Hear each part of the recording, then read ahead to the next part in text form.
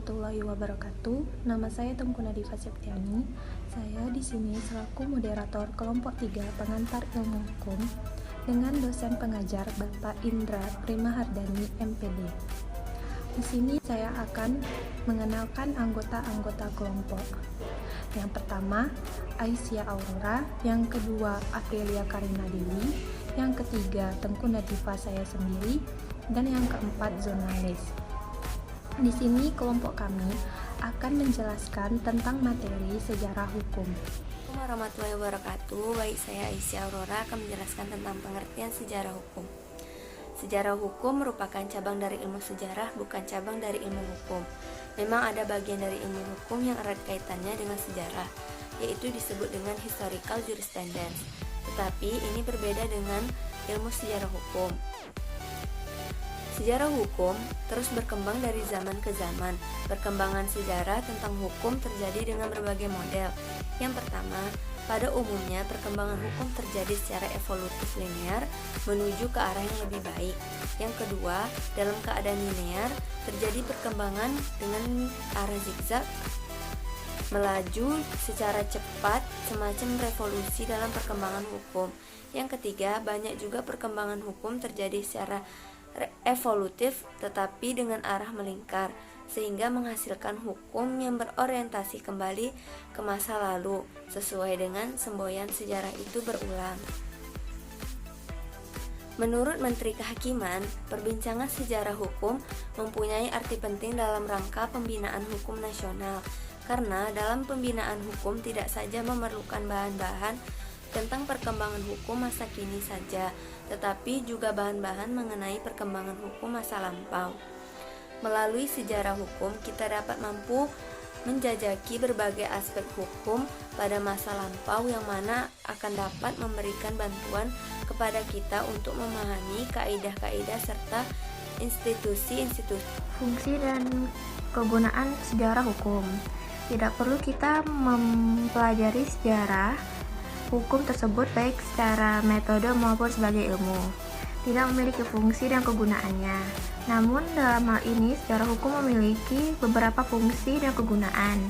Yaitu yang pertama, untuk mempertajam pemahaman dan penghayatan tentang hukum yang berlaku sekarang. Lalu yang kedua itu ada untuk mempermudah para perancang dan para pembuat hukum sekarang. Yang ketiga, untuk mengetahui makna hukum positif bagi para akademisi maupun praktisi hukum dengan melakukan penelusuran dan penafsiran yang bersifat sejarah. Lalu yang keempat itu ada yang namanya menurut Surjono Sukanto. Sejarah hukum juga berguna karena dapat mengungkapkan fungsi dan efektivitas dan lembaga-lembaga hukum tertentu. Artinya, dalam keadaan bagaimana suatu lembaga hukum dapat efektif menyelesaikan persoalan hukum, dan dalam keadaan yang bagaimana pula lembaga tersebut gagal. Lalu ada untuk mengetahui bagaimana proses dan terbentuknya hukum yang sekarang ini berlaku di suatu masyarakat sehingga dapat mengetahui arah dan tujuan mengapa hukum tersebut itu dibuat. Lalu yang terakhir itu ada yang namanya evolusi hukum. Salah satu kegunaan mempelajari sejarah hukum ialah dengan mengamati perkembangan hukum dari masa ke masa, di mana kita akan mengetahui bagaimana pergerakan hukum di sepanjang zaman. Namun perjalanan sejarah tentang evolusi hukum sangat lambat. Evolusi hukum menjadi sangat evolutif dan revolusi hukum hampir tidak pernah ada di dunia ini. Hanya ada kejutan-kejutan kecil seperti muncul kode Justinian di Romawi, kode Napoleon di Prancis, atau berlakunya hukum sosialis di negara-negara komunis dan bekas negara komunis di awal abad ke-20. Hukum menunjukkan pula bahwa evolusi hukum terjadi hampir di seluruh bidang hukum, meskipun sekali lagi sangat lambat. Misalnya, dalam hubungan dengan keikutsertaan masyarakat dalam proses pengambilan keputusan hukum. Sistem hukum.